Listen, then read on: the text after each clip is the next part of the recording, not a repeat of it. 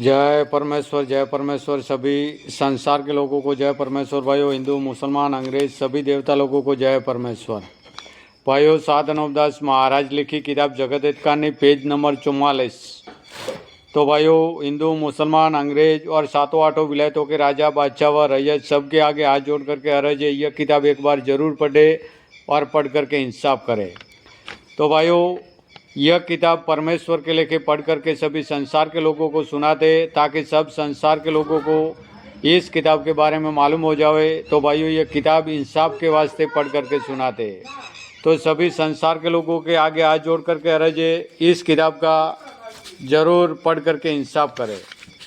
जय परमेश्वर। भाइयों, तो सात अनूपदास महाराज ने इस किताब में बताया है कि हिंदुस्तान के सौदागर महाजनान बनिए बेईमान राक्षसी विद्या का पाप चला रहे, और राक्षसी विद्या के पाप से भाइयों इन बनियों ने मैं को और मौत को सहारे कर लिए, और संसार के लोगों की बुद्धि भ्रष्ट करके संसार के लोगों को जमन माता की पहचान बिल्कुल भुला दी है।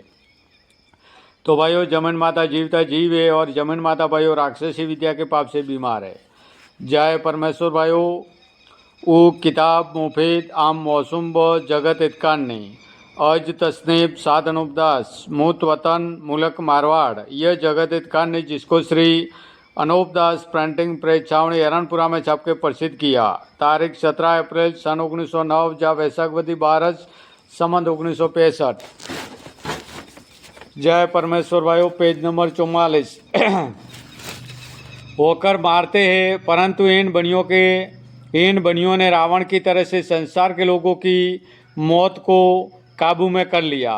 लेकिन पहले ज़माने में बाप से पहले बेटा नहीं मरता था, और अब बाप से पहले बेटा मर जाता है। सो अब और पहले क्या मालिक और था जो अब ऐसा हो जाता है, और पहले ऐसा नहीं होता था, परंतु मालिक तो वो का वो ही है।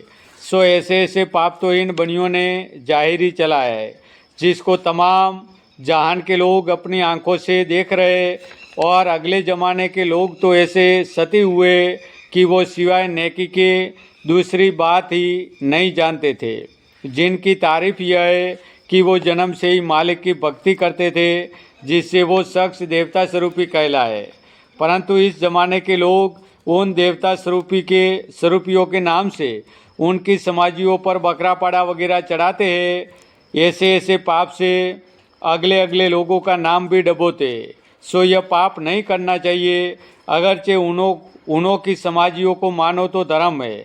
सो धर्म पुण्य करो, या उनके नाम से मीठा भोजन करके खिलाओ, या अपने बाल बच्चों को खिलाओ। इसी तरह अगर तुम्हारे कुल में कोई भगत हुआ हुए, तो तुम लोग उनके नाम से धर्म पुण्य करो, या ब्राह्मण साधु वगैरह को खिलाओ, या अपने घर के बच्चों को भगत लोगों के नाम से खिलाओ।